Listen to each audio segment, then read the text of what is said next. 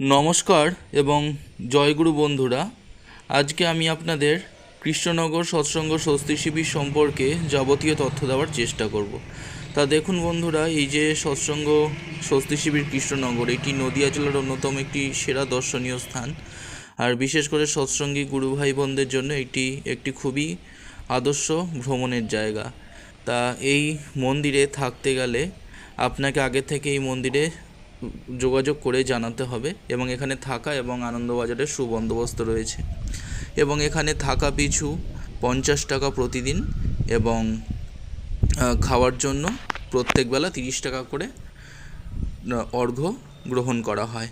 ঠিক আছে, ভিতরে আপনারা দেখতে পাচ্ছেন কি সুন্দর আশ্রমিক পরিবেশ। এখানে কৃষি জমি রয়েছে এদিক ওদিক, তা সেখানে টুকটাক চাষাবাদ হয়। সেই সমস্ত ফসল এবং অন্যান্য উৎপন্ন দ্রব্যাদি আশ্রমের কাজেই ব্যবহৃত হয়।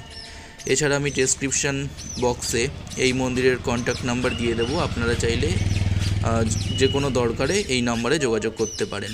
তা দেখুন বন্ধুরা, বিশাল বড় জায়গার উপর এই সৎসঙ্গ স্বস্তি শিবিরটি রয়েছে, এবং এখানে সৎসঙ্গীদের অত্যন্ত প্রয়োজনীয় একটি ওষুধ ত্রিপালি তা এখানেই তৈরি হয়, এবং এখান থেকে বিভিন্ন কেন্দ্র মন্দিরগুলিতে ত্রিপালি, মঞ্জুমা ইত্যাদি যাবতীয় ঔষধ জাতীয় দ্রব্যাদি ছড়িয়ে পড়ে।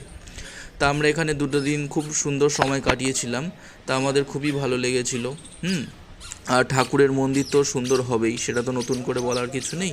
কিন্তু সবথেকে বড় ভালো যে জিনিসটি আমাদের লেগেছে, বেশি ভালো যেটা আমাদের লেগেছে, সেটা হচ্ছে এখানকার যত কর্মী রয়েছেন প্রত্যেক দাদা মায়ের ব্যবহার এত ভালো এবং এতটাই আন্তরিক ওনারা, যে মনে হবে যেন আমরা কোনো নিজেদের আত্মীয়র বাড়িতে এসে উঠেছি।